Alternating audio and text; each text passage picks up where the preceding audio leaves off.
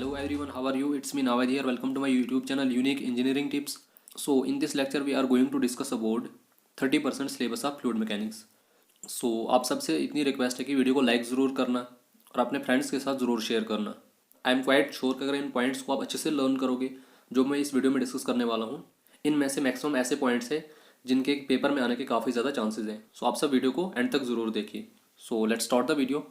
सो point number first हमारे पास यहाँ पे है, in solids stress is directly proportional to strain but in case of fluid stress is proportional to strain rate. तो solid के case में जो स्ट्रेस होता है वो डायरेक्टली प्रोपोर्शनल होता है स्ट्रेन के, बट फ्लूइड के केस में जो स्ट्रेस होता है वो डायरेक्टली प्रोपोर्शनल होता है स्ट्रेन रेट के। तो ये इंपॉर्टेंट पॉइंट है एग्जामिनेशन पॉइंट ऑफ व्यू से।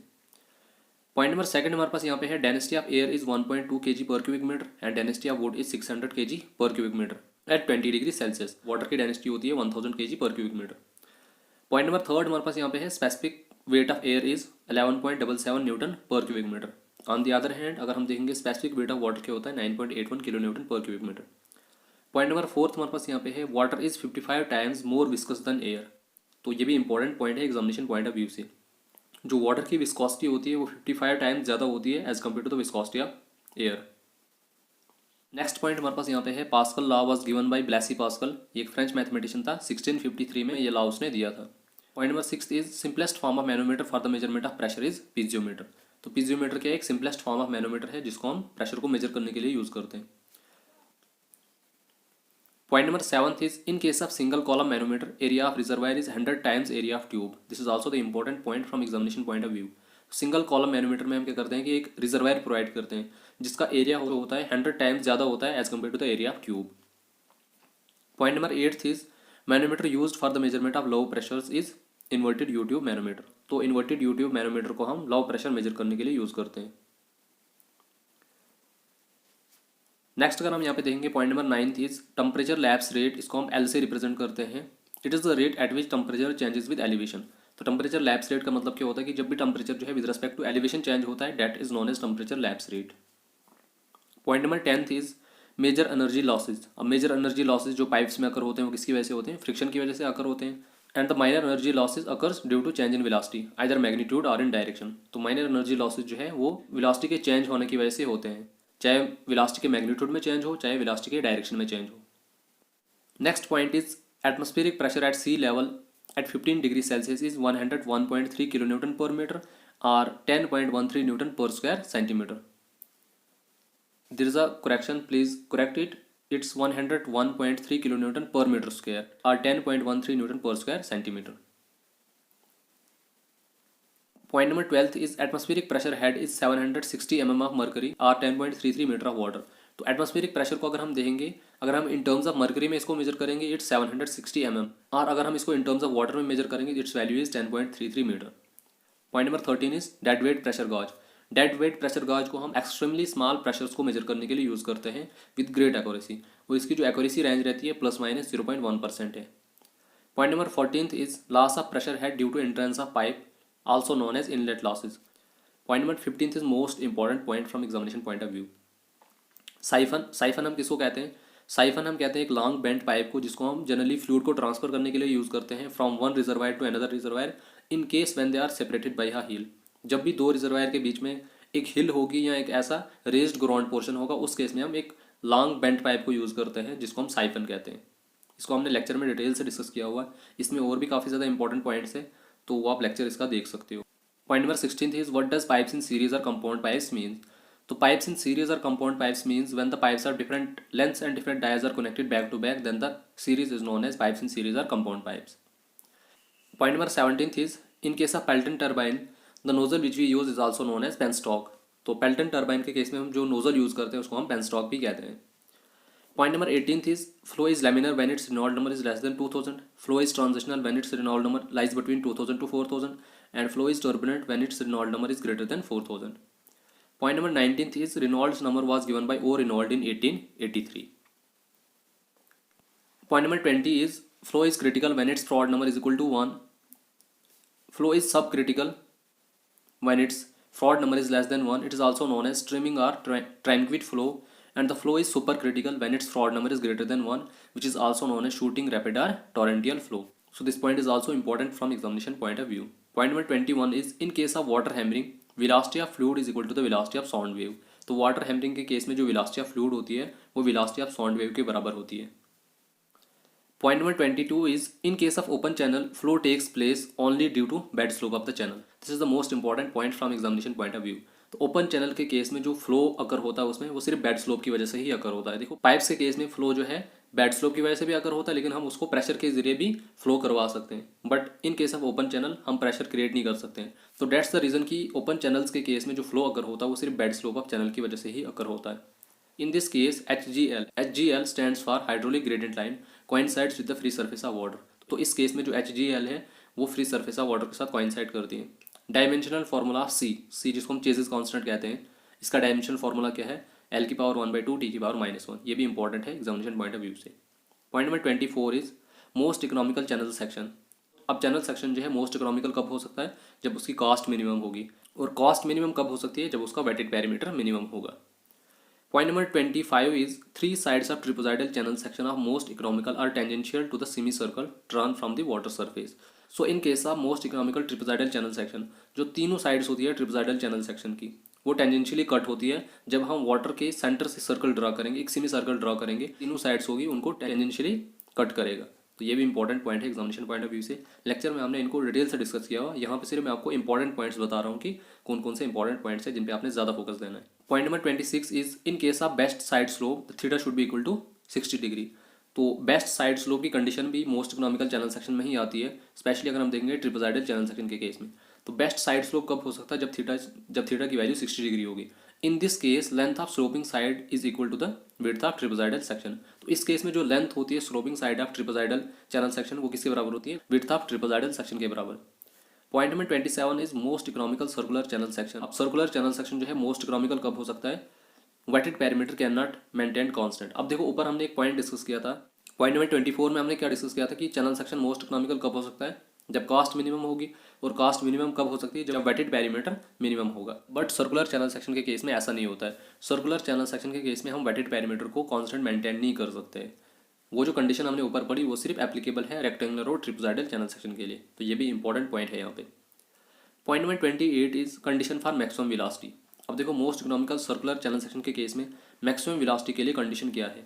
इस केस में जो डी होनी चाहिए, डी यहाँ पे डेप्थ ऑफ फ्लो रिप्रेजेंट कर रहा है, it should be equal to 0.81 into capital D, where capital D is diameter of circular channel section. Theta की वैल्यू इसमें होनी चाहिए 128 डिग्री 45 मिनट और एम की वैल्यू इसमें होनी चाहिए 0.3 into D. Similarly condition for maximum discharge क्या होनी चाहिए? D should be equal to 0.95 into D and theta should be equal to 154 degree. Point number 29 is what is specific energy curve. Specific energy curve हम किसको कहते हैं? It is the combination of E P and E K, where E P represents potential energy curve and E K represents kinetic energy curve. तो specific energy curve क्या है? इन दोनों का कॉम्बिनेशन है पोटेंशियल एनर्जी कर्व और काइनेटिक एनर्जी कर्व का। Point number 30 is what is critical depth. Critical depth हम उस डेप्थ को कहते हैं जहाँ पे जो स्पेसिफिक एनर्जी होगी वो मिनिमम के बराबर होगी और वेलोसिटी जो होगी क्रिटिकल वेलोसिटी के बराबर होगी। तो that depth is known as critical depth. Point number 31 is what is hydraulic jump. Hydraulic jump is also known as standing wave. इस केस में क्या होता है कि ट्रांसफॉर्मेशन होती है super critical flow to sub critical flow. तो length of hydraulic jump कितनी होती है? 5 to 6 times height of hydraulic jump. This is also important from examination point of view. Point number 32 is what is back water curve. So back water curve में dh/dx किसके बराबर होता है? 0 से बड़ा होता है। इट मीन्स डैट की depth of water increases in the direction of flow. So point number 33 is what is drop down curve. इस केस में क्या होता है कि dh/dx का जो रेशो होता है वो लेस देन 0 होता है। इट मीन्स डैट की जो डेप्थ ऑफ वाटर है वो डिक्रीज होती है in the direction of flow. Point number 34 is what is boundary layer. Boundary layer क्या होता है? It's a narrow region where variation of velocity from 0 to free stream velocity occurs. तो boundary layer एक ऐसा reason होता है, एक narrow region होता है जिसमें वेरिएशन ऑफ वेलोसिटी अकर होती है from 0 to free stream velocity. अब इसमें जनरली दो जोन्स होते हैं, बाउंड्री लेयर जोन और zone outside boundary layer. Boundary layer zone के केस में क्या होता है कि du/dy एग्जिस्ट करता है। इट मीन्स डैट की वेलोसिटी ग्रेडियंट इसमें एग्जिस्ट करता है, जिसकी वजह से इसमें शेयर स्ट्रेसेस भी अकर होता है फ्लूइड पे। बट सेकंड इसमें जोन है जोन आउटसाइड बाउंड्री लेयर। उस केस में क्या होता है कि वेलोसिटी कांस्टेंट होती है। इस केस में जो वेलोसिटी ग्रेडियंट है वो 0 होता है। सो इट मीन्स डैट की शेयर स्ट्रेस भी इसमें 0 होता है। Point number 35 is in case of laminar boundary layer any exchange of mass or momentum takes place on a microscopic scale and molecular viscosity is enough to handle scale of mixing. तो laminar boundary layer के case में क्या होता है कि जो भी exchange of मास या मोमेंटम होता है वो माइक्रोस्कोपिक स्केल में होता है। माइक्रोस्कोपिक स्केल मीन्स जिसको हम नेक्ड आई से देख नहीं सकते। और मोस्ट इंपॉर्टेंट पॉइंट इसमें ये लिखा हुआ है कि इस केस में मॉलिक्यूलर वेलोसिटी इनफ है जो स्केल ऑफ मिक्सिंग हो रही है उसको हैंडल करने के लिए। But in case of turbulent boundary layer it occurs on a macroscopic scale. So turbulent boundary layer के केस में जो एक्सचेंज ऑफ मास या मोमेंटम होता है वो मैक्रोस्कोपिक स्केल में होता है। इट मीन्स डैट कि we can see it with naked eye. But in this case molecular and turbulence जिसको हम एडी विस्कोसिटी भी कहते हैं are used to handle it. मतलब इस केस में मॉलिक्यूलर विस्कोसिटी इनफ नहीं होती है स्केल ऑफ मिक्सिंग को हैंडल करने के लिए। इसमें हमें एक और विस्कोसिटी की जरूरत होती है जिसको हम टर्बुलेंस या एडी विस्कोसिटी कहते हैं to handle the scale of mixing. Point number 37 is in case of laminar sub layer velocity variation is linear, velocity gradient is constant and shear stress is constant. ये भी important point है। Point number 38 is boundary layer thickness जिसको हम delta से represent करते हैं is measured where velocity of fluid is approximately 0.99 times the free stream velocity. तो boundary layer thickness को हम उस रीजन में मेजर करते हैं जहाँ पे वेलोसिटी ऑफ फ्लूइड जो होगी वो अप्रोक्सीमेटली किसके बराबर होगी 0.99 टाइम्स फ्री स्ट्रीम वेलोसिटी। इसको हम यू से रिप्रेजेंट करते हैं। Point number 39 is what is drag force. अब ड्रैग फोर्स किससे बराबर होती है? It is the force due to pressure in the direction of flow plus force due to shear stress in the direction of flow. इन दोनों का जो algebraic sum होगा that will be our drag force. Similarly अब lift force क्या होती है? It is the force due to pressure in perpendicular direction and force due to shear stress in perpendicular direction. ये प्रेशर फोर्स और shear stress इन दोनों का जो एल्जेब्रिक सम आएगा that will be our lift force. Point number 41 is if the axis of the body is parallel to the direction of fluid flow then the lift force is 0. This is the most important point from examination point of view. अगर axis of body जो होगी वो parallel होगी direction of fluid flow के, उस case में जो lift की वैल्यू होती है वो 0 होती है। Point number 42 is drag and shear force can be obtained only in that case if the pressure and shear stress distribution are given along the surface. तो ड्रैग और शेयर फोर्स को हम तभी कैलकुलेट कर सकते हैं जब हमें प्रेशर और शेयर स्ट्रेस डिस्ट्रीब्यूशन दिया होगा along the surface. So point number 42 is also important from examination point of view. Point number 43 is if the pressure gradient is positive, in this case boundary layer separates from the surface and backflow and eddies formation takes place to which a great loss of energy occurs. तो जब pressure gradient की value हमारे पास positive दी होगी उस case में क्या होता है कि जो बाउंड्री लेयर होती है वो फ्री सरफेस ऑफ लिक्विड से सेपरेट हो जाती है। उससे क्या होता है कि बैकफ्लो अकर होता है जिसमें क्या होता है कि एडिस फॉर्मेशन भी टेक्स प्लेस होती है और जिसकी वजह से लॉस ऑफ एनर्जी जो है काफ़ी ज़्यादा हो जाता है। Point number 44 is if Reynolds number is less than 0.2 then the viscous forces are predominant than the inertia forces. तो अगर हम इसी का रेसिप्रोकल करेंगे कि Reynolds नंबर की वैल्यू ग्रेटर देन 0.2 होगी तो उस केस में जो विस्कस फोर्सेज होंगी वो लेस प्रीडोमिनेट होंगे as compare to the inertia forces. Point number 45 is if the body is completely submerged in the fluid then the force exerted by the fluid on the body due to gravitational effect is negligible. तो ये भी important point है। जब हम body को completely fluid में submerge कर देंगे उसकी वजह से जो बॉडी पे फोर्स एक्सर्ट होती है फ्लूइड की वजह से due to the gravitational effect वो क्या होती है? निग्लिजिबल होती है, मतलब जीरो होती है almost. Point number 46 is if the ratio of velocity of the body to the velocity of sound is less than 0.3 then the force exerted by the fluid on the fluid. यहाँ पे नहीं, please उसको यहाँ पे correct कर देना है। यहाँ पे बॉडी है तो force exerted by the fluid on the body due to compressibility is negligible. तो जब ratio of velocity of body to the velocity of sound जो होगा वो लेस देन 0.3 होगा उस केस में जो बॉडी पे फोर्स एक्सर्ट करेगा फ्लूइड ड्यू टू कंप्रेसिबिलिटी वो भी निग्लिजिबल ही होगी।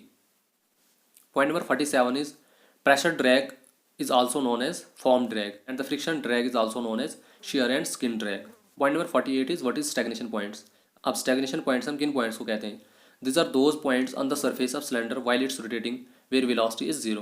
तो जब सिलेंडर रोटेट करता है तो कुछ पॉइंट्स ऐसे होते हैं जिनमें वेलोसिटी जीरो होती है, तो उन पॉइंट्स को हम क्या कहते हैं? Stagnation points. Point number 49 is what is Magnus effect. This is also the important point from examination point of view. Magnus effect हम किसको कहते हैं? It was given by German physicist H.G. Magnus. When a cylinder is rotated in a uniform flow, a drag force is produced. जब हम क्या करते हैं कि सिलेंडर को रोटेट करते हैं एक यूनिफॉर्म फ्लो में तो उस पर जो ड्रैग फोर्स प्रोड्यूस होती है उस फिनोमिना को हम क्या कहते हैं? मैग्नस इफेक्ट कहते हैं। Point number 50 is what is streamline body. अब स्ट्रीमलाइन बॉडी हम किसको कहते हैं? इसमें क्या होता है कि जो सरफेस होता है वो कोइंसाइड करता है with the stream lines when it is placed in a flow. इस केस में जो टोटल ड्रैग फोर्स होती है वो किसकी वजह से होती है? It's only due to friction. It means that की प्रेशर फोर्स जो है इसमें जीरो होती है। सिमिलरली अगर हम देखेंगे point number 51 is what is bulb body. It is the totally reciprocal of streamline body. Bulb body के केस में क्या होगा कि जो सरफेस होगा वो स्ट्रीम लाइन्स के साथ कोइंसाइड नहीं करेगा और इसमें जो टोटल ड्रैग होगा वो किसकी वजह से होगा? सिर्फ प्रेशर की वजह से ही होगा क्योंकि इसमें फ्रिक्शन जो होगा फ्रिक्शन ड्रैग जीरो होगा। That's why it is the reciprocal of streamlined body. Point number 52 is in case of airfoil, drag force is always small due to its designed shape. So airfoil के case में जो drag force होती है वो हमेशा बहुत कम होती है, क्योंकि एयरफॉयल की शेप को इसी तरह से डिज़ाइन किया जाता है कि उसमें जो ड्रैग फोर्स का इफेक्ट होगा वो बहुत कम होगा.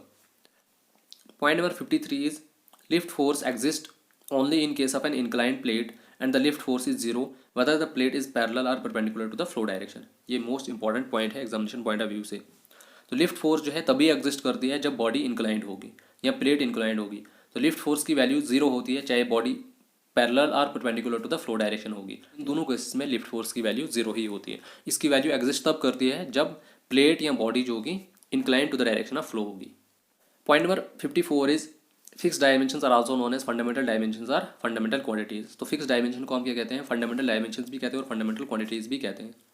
Point number 55 is Rayleigh's method is used to determine expression for a variable which depends upon maximum 4 variables. तो Rayleigh's मेथड का हम यूज़ जो है उस केस में करते हैं जब एक वेरिएबल जो होगा मैक्सिमम 4 वेरिएबल्स पे डिपेंड करेगा. इससे ज़्यादा वेरिएबल्स पे अगर डिपेंड करेगा तब हम इस मेथड को यूज़ नहीं कर सकते. And the point number 56 is Buckingham's pi theorem. It can be use for n variables. इसको हम n वेरिएबल्स के लिए भी यूज़ कर सकते हैं. इसमें कोई कंडीशन नहीं है कि इतने नंबर ऑफ वेरिएबल्स होने चाहिए. Point number 57 is what is supersonic speed. In this case velocity is more than the velocity of sound.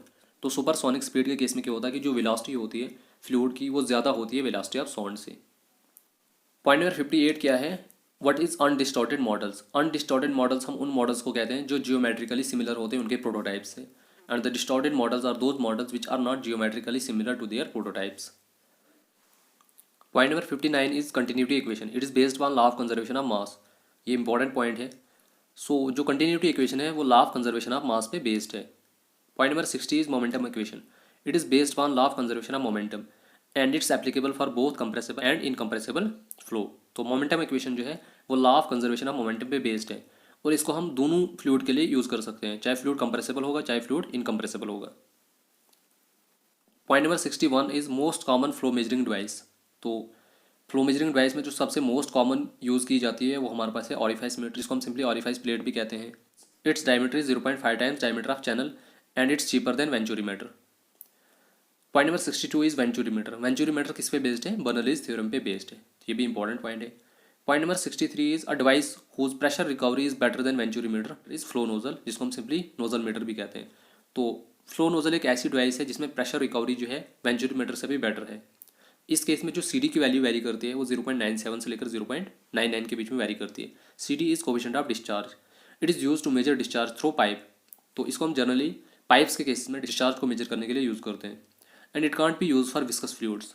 तो उन फ्लूइड्स के लिए हम इसको यूज़ नहीं कर सकते जिनकी विस्कोसिटी काफ़ी ज़्यादा हाई होगी. इसको हम जनरली लेस विस्कस फ्लूइड्स के लिए यूज़ कर सकते हैं उनका डिस्चार्ज मेजर करने के लिए. Point number 64 is quantity meter. Quantity meter को हम किस लिए यूज़ करते हैं? Used for low flow rate measurements. इसको हम जनरली मतलब लो क्वांटिटी ऑफ डिस्चार्ज को मेजर करने के लिए यूज़ करते हैं. Point number 65 is flow measurement should be done either at STP. STP stands for standard temperature pressure और NTP. NTP stands for normal temperature pressure. So जब भी हम फ्लो को मेजर करेंगे इसको हमने या तो STP पे करना है या फिर NTP पे करना है. तो STP में क्या कंडीशंस होनी चाहिए? Temperature should be 0 degree and level of mercury should be 760 mm. और NTP पे क्या कंडीशंस होनी चाहिए? Temperature 20 degree Celsius, so mercury should be 760 mm. So simply means that कि जब भी हम फ्लो को मेजर करेंगे जो टेम्परेचर होना चाहिए it should be in between 0 to 20 degree Celsius. बाकी मर्करी की कंडीशन जो है दोनों केसेस में सेम ही है. Point number 66 is impulse momentum equation is used to determine the resultant force exerted by a flowing fluid on the pipe bend.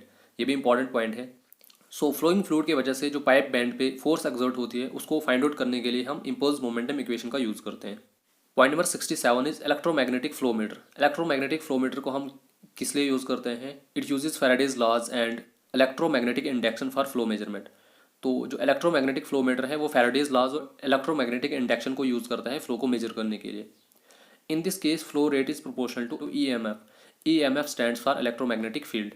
And in this case, electricity requirement is 15 to 20 watt. और वो भी DC type होनी चाहिए. Rotameter. Rotameter is also known as variable area meter, क्योंकि इसमें जो area है वो वेरी करता रहता है. That's why it is termed as variable area meter. Point number 69 is a device which is used to measure liquid and gases at a very low flow rate is known as turbine flow meter. तो turbine flow meter एक ऐसी device है जिसको हम liquid और gases को low flow rate पे measure करने के लिए यूज़ करते हैं. Point number 70 is a device whose accuracy is better than orifice meters. तो ऐसी कौन सी डिवाइस है जिसकी एक्यूरेसी जो है ऑरिफाइस मीटर से भी बेटर है? It's target flow meters. Simply we can say that कि टारगेट फ्लो मीटर जो है एक मॉडिफिकेशन है और ऑरिफाइस मीटर। मतलब जो भी ऑरिफाइस मीटर में लिमिटेशन थी, टारगेट फ्लो मीटर्स ने उन लिमिटेशंस को कवर कर दिया।